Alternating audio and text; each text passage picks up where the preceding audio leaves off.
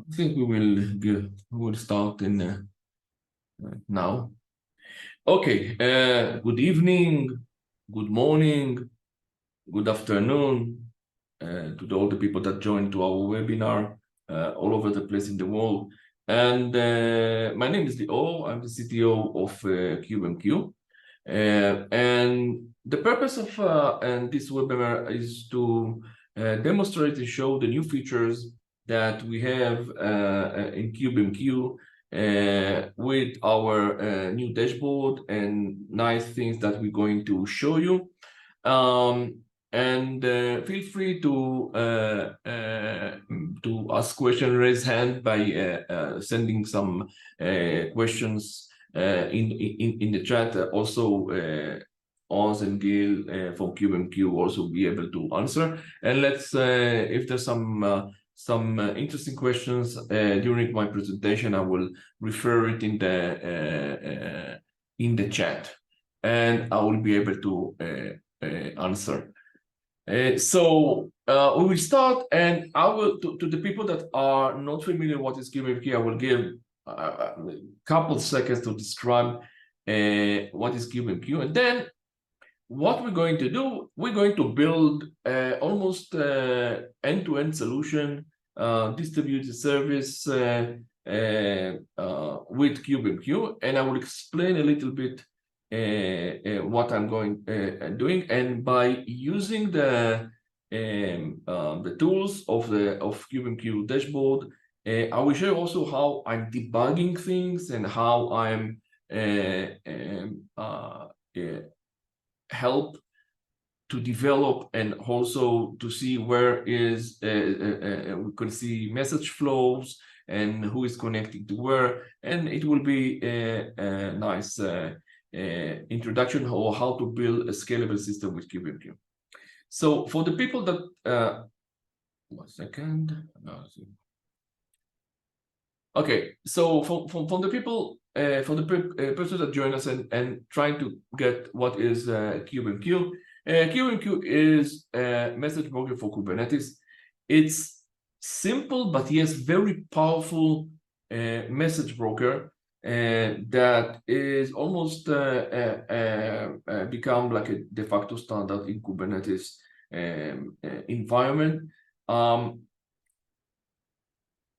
What is Kubernetes CubeMQ gives you the ability to build your own 1 second, please. I have some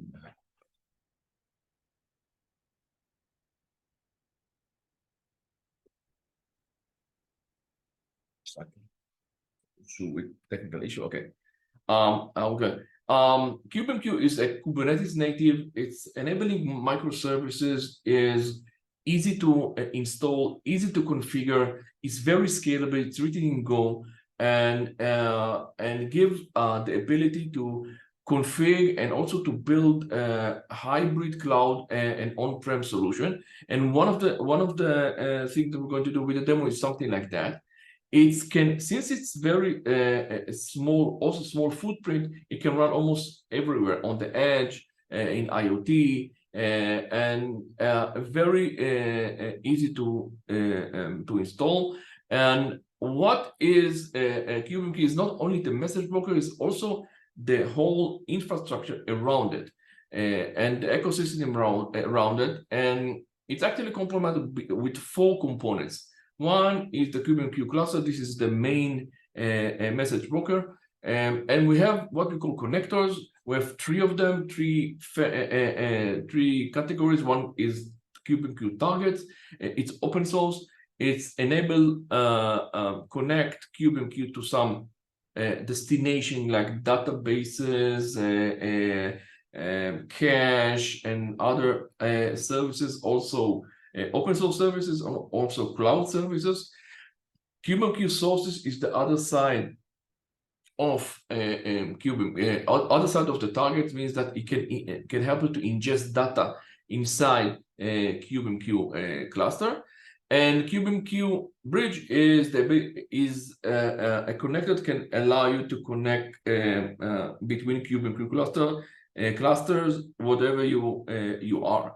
We're going to go in our demo. We're going to actually use the whole component, and I will show you how I'm going to do it.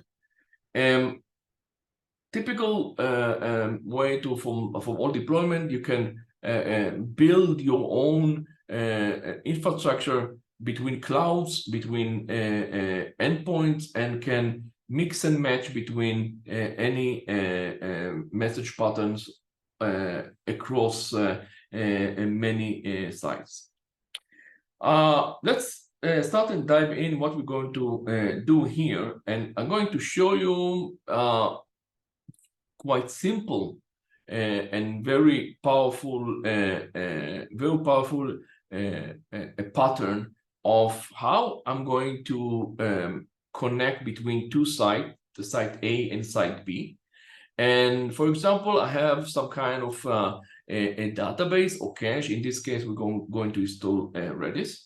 And inside A, we're going to use some kind of HTTP client that will send data to Redis, and we'll be able to retrieve it from Redis.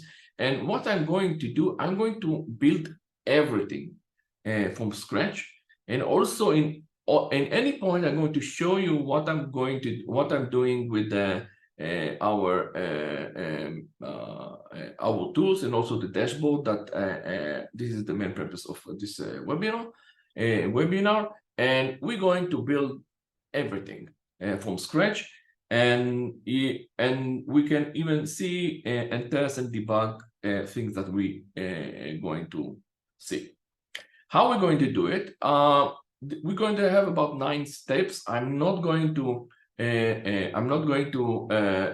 do all the steps, in a presentation. But the reason that we have this presentation is that later on you'll be able to see what I've done. But we're going to do it live from scratch. So we're going to start by, maybe I will give a little bit what we're going to do here from steps, so it will be easy to understand. One, we're going to create a Kubernetes cluster. For this purpose of the demo, in order that it will be easy to connect between sites, we're going to use one Kubernetes cluster, but we're going to mimic 2 sites by separating them by namespace, site A and site B, and we're going to store everything from the beginning in as it will be in any cluster. I'm going to install Kubernetes cluster. Later on, we're going to build, for example, 2 clusters, one in site A, one in site B. We're going to do port forwards to see the dashboard, and I will go through about this dashboard. Later on, we're going to install a Redis. We're going to install targets to connect to Redis. We're going to test it. And later on, we add bridge and test. And then we're going to add sources and also test. And we see that everything will run as it is. It's fine that you didn't follow what I'm going to do. We're going to do it from scratch in the beginning, from the beginning. Okay, so let's start. I will 1 second stop the share. Okay, so let's start from step 1. Step 1, we're going to install a Kubernetes cluster. I'm going to use K3D, very simple and yet very powerful Kubernetes distribution. It can run also as a testing environment and also a production environment in almost every place. It's enterprise grade, and you can run even in edge connectivity. So I'm going to use K3D. 1 second. Yeah, K3D, and I will do cluster create. What we're going to do is that he will create a default cluster, and we're going to have very simple a cluster that it's empty without anything. It will take another 2-3 seconds, and that's it. If we're going to want to see what I've done, kubectl, get pods, we can see that everything is up. It will be up and running in a second. Running. We have so-called DNS and everything is on. Okay, so we have this. So the first thing we're going to do is we're going to deploy a KubeMQ cluster. What I'm going to do, I'm using the build.kubemq.io. This is our building tool, very powerful. So very, very powerful tool that very powerful that we can use and deploy everything. What I'm going to do, I'm going to build new 2 clusters. One, I'm going to call it A, and I will put in a namespace called site A, and this is everything more or less the same default. And I'm going to create another one. I'm going to call it B, and namespace B, site B, and that's it. So I'm going to have 2 clusters. One will be in namespace A called site A, namespace B, site B, and this will be 2 clusters that we're going to work with.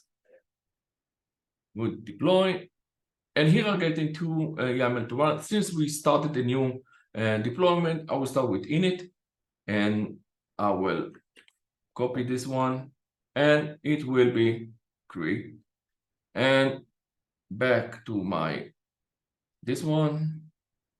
This is the script that's running and deploying the clusters, and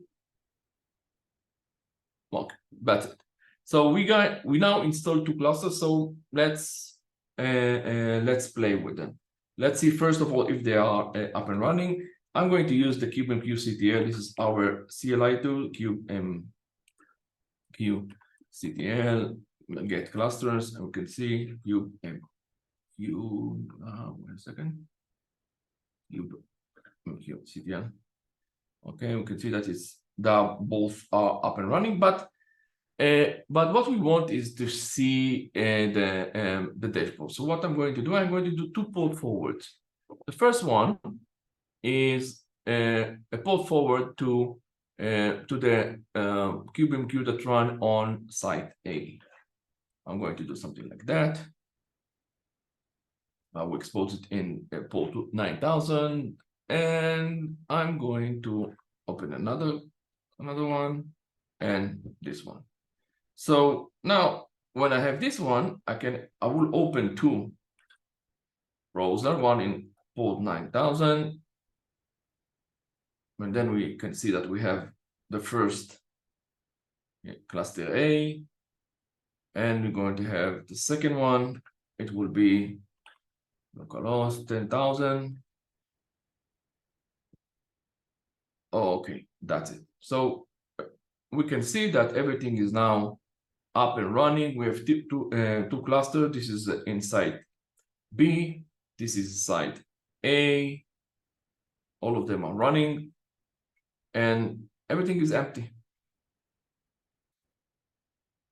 Okay. Now,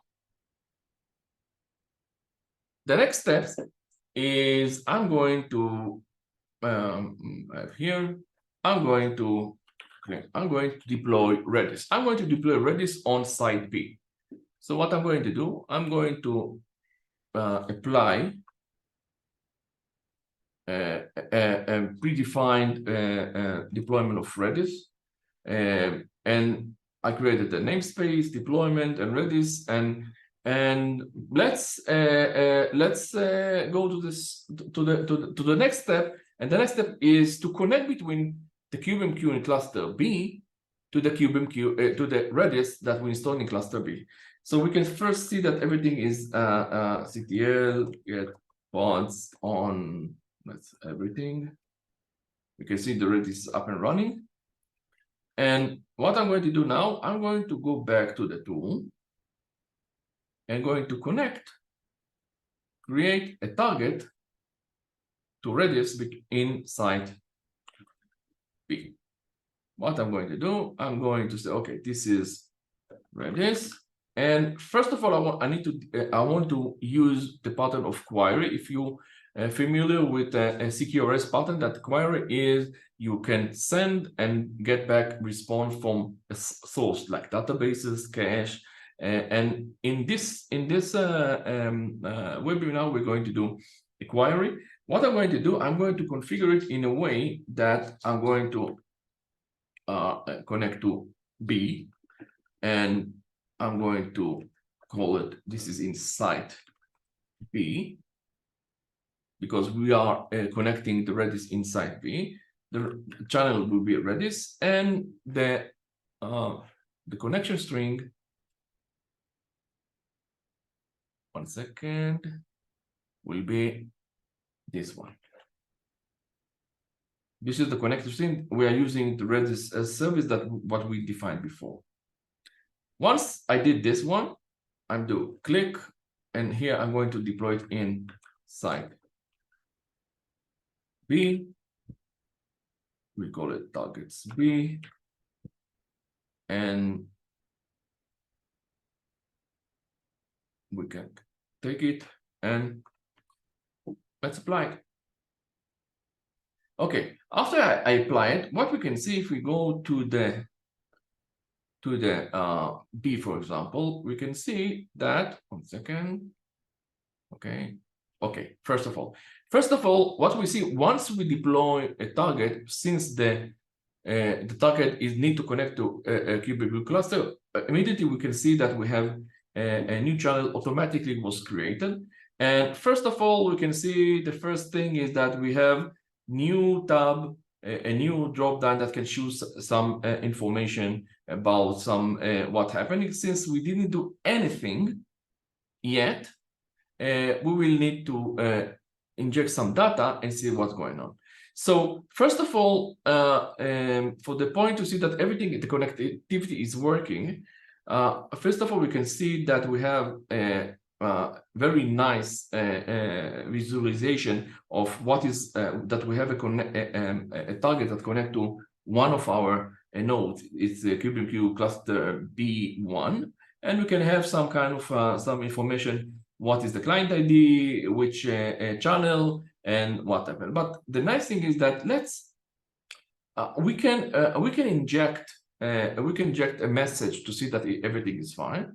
So what I'm going to do, I'm going to send a message, and what I'm going to do, I'm going to send a JSON that is a way that the targets know how to call to a redis. This is the JSON. If you need more information how to configure and what is the messages, this is in the KubeMQ targets repo, all the information. And what I'm going to do, I put timeout of 10 seconds, and the reason I'm doing it is to test that the connectivity with KubeMQ cluster and targets and redis is working. So what I'm going to do, I'm going to have get, and you can see that I got some kind of a message that no data found for this key. This means that the connection is working, but I'm going to do it in something here. I'm going to add a watch. Watch is like a way to monitor the activity of the channel. So what I'm going to do, I'm going to do it again, and then I'm going to send it again, and now we can see that the messages that is running on the channel. Here we can see that this is what we send, and this is the response here and here. And after we did this one, we can even click here. We can see that we're starting to get some information about, in chart information about what happened. So we sent about 4 messages. If you remember, I did it 2 times and also got back information between. And another nice thing is that if I will click in that, I can see very nice visualization, but who connect what. Here we can see that if you set correctly your client ID, you can see that this is the client ID because I'm the web interface. So this is the name of the client ID. But you can see that the web sent to the target, and target get back information. Redis is the name of the chart. So at this point, we can say that the connectivity between KubeMQ cluster B and Redis is working. Now, the next thing we are going to do, I'm going to connect between the two clusters, the cluster in site A and the cluster in site B. And then we do it again. We're going to send from A some message to the Redis in B, and we can see that everything is running correctly. What I'm going to do, I'm going to switch back to the build and deploy, and I'm going to add bridge.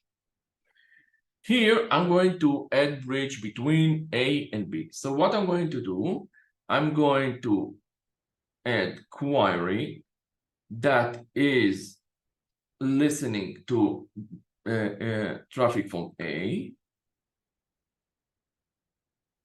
And here will be site A.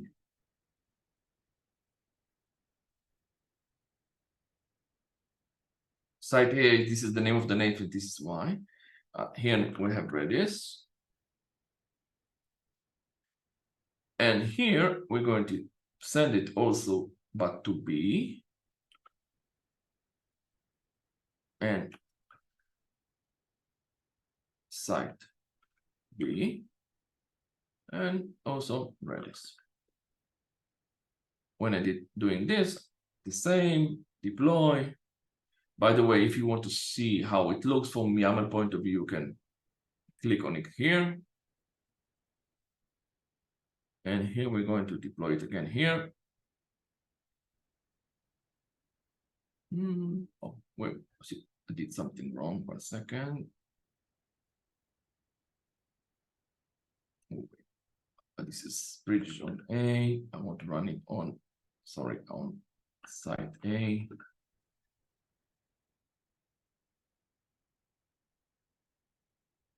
I get a new one and great. When I'm doing it, we can see back to the broker. Now we're going to see one in A. This is the new connectivity on Redis. And you can see here that, okay, it identified that we have a bridge connecting to it one. Now, what I'm going to do, I'm going to do more or less the same what we have done here.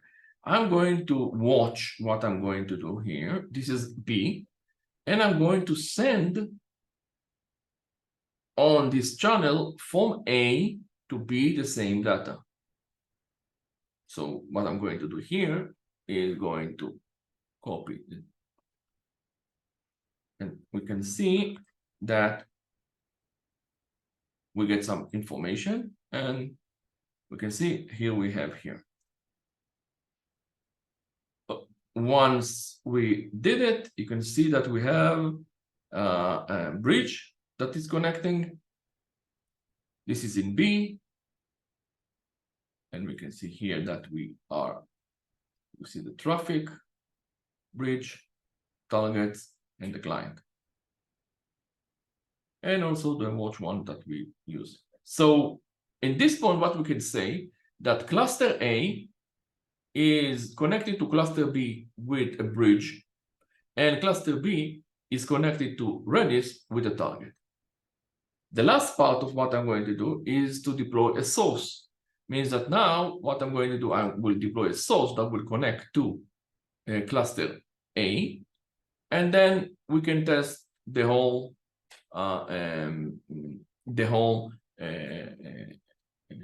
path from outside to the Redis. Okay, and what I'm going to do, I'm going to switch back to this one, and I'm going to close, and I'm going to do sources. Sources, I want to add an HTTP one. Here I'm going to redis. What is the method will be a post, and here I'm going to do it to a on namespace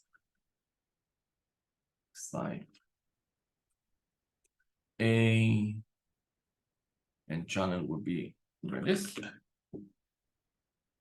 and the same we're going to put here sources a, and the namespace will be site a, and that's it. And the same drill, copy here, and is working. Wait a couple seconds. By the way, we can use MQ get MQCTL get con connector. We can see that we have 3 connectors going up. You can see if you want even to dig deeper, you can go to get con logs, and you can and then you can see exactly the logs that's running between in each connector. For example, the sources is up and running, for example. Okay, so now once we did it, what we want to do is actually now to in order to for us to test it, I need to expose the sources outside. So what I'm going to do the same kubectl port forward, but now what I'm going to do, I'm going to CubeMQ sources a on site a, and I'm going to do it 8080, and okay. And for here now, I'm going to use the mighty postman, and here I will have 3 different calls all the way. So before I'm going to do this, I'm going to switch back here, and let's see what's going on in every, also in the cluster A and also in cluster B. So everything will be we'll be able to see all the messages. And first of all, let's set a key for what we're going to do. We can see that we got some response. Let's go to the you see we have here, this is A, this is, and this is B. And also you can see that now we have sources is connected, and we have bridge, and we get information what's going on. Yeah, we have sources, and we have wet blind, and we have the sources connected to a bridge, and we have this connectivity. So after I did the get a set, I can do a get. This is the data. I can do delete. I can do another get. We can see that there's nothing, and the whole way is so the whole traffic is, we can see all of this. This is B working.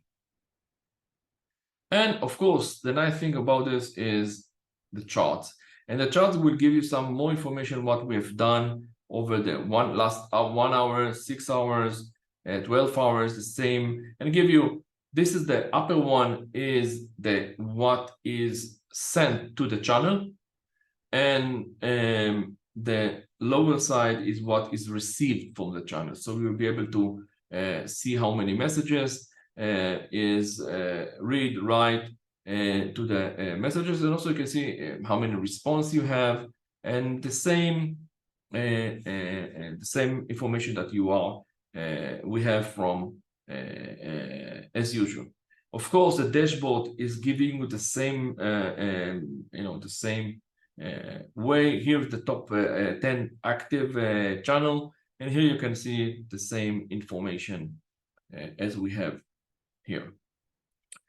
The nodes is very information, very nice if you to see who is connecting to who, and if you will click on each one of the nodes that you see, you will get also much more detail of which is connected, what is the traffic, how much in, how much is out, and give you some more information about the connectivity. More or less, this is it. You can see that I did in about 20 minutes. At 20 minutes, I built a complete end-to-end solution and be able to debug and see exactly where I can have we have more problems. And of course, we can use other tools like the CubeMQ CTL if you want to generate more information, generate some traffic. More or less, this will give you a very nice overview of what is CubeMQ. I want to mention that this version is already available on the latest channel, and also it's tagged with v2.6.0, so you can download it and start working with all these nice features that I described here. Okay, so I think that in this point we have some people that have some questions. Yes, we have one of them allowed to talk, and you can, Jigan, I think this is, if you want, you can ask question if you want.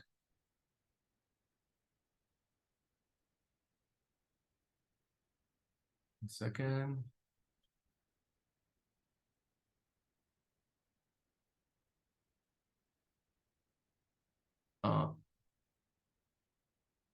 Okay.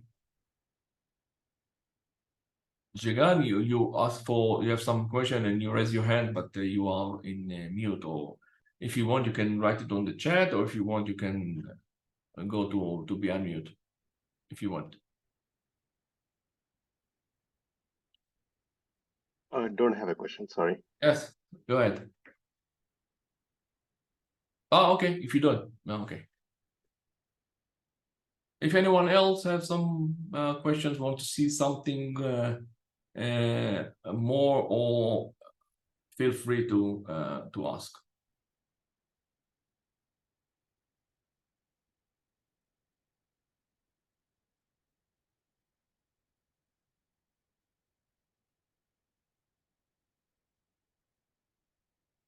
Okay.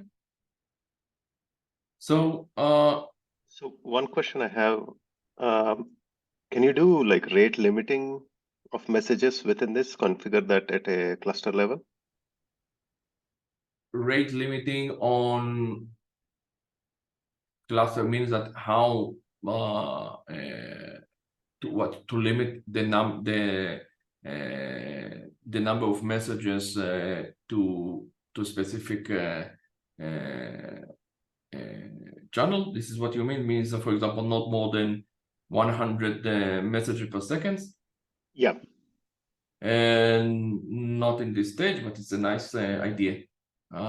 It's something that we can really easy implement in CubeMQ. By the way, what can be a good use case for this one? I mean, like, sometimes if there is like denial of service type of attacks, or like, something errored out and it's basically sending out messages that the client or the server is not able to handle, you want to push back on the number of messages that you want to receive. Okay, so maybe it's a good time to. I can tell you that from our test, this I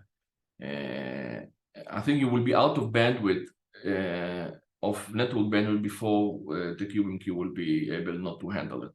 It's so efficient. In some tests we got some.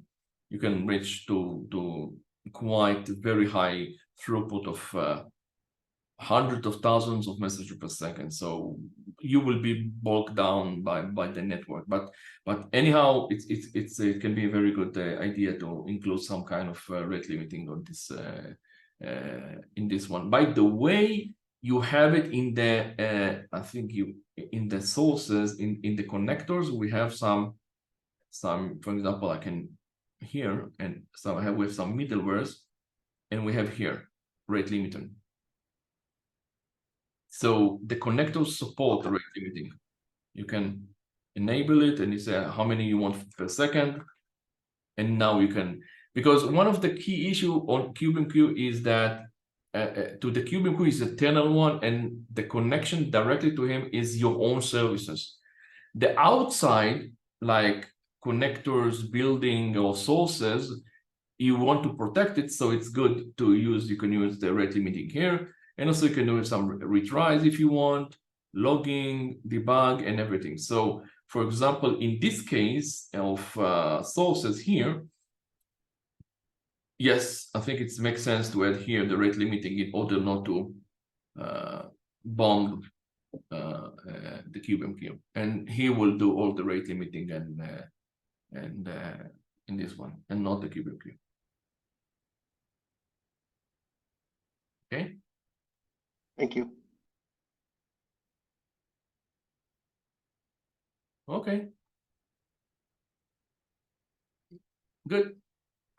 So let's conclude this one. Thank you very much for your time. If you need more information or want to contact us, you can use the Slack channel that we are actively helping there. Visit our website, send us a message. We'll be very happy to discuss and show you more and how to develop and also customize some solution to the needs of your projects. So thank you very much for your time. We really appreciate it. Thank you.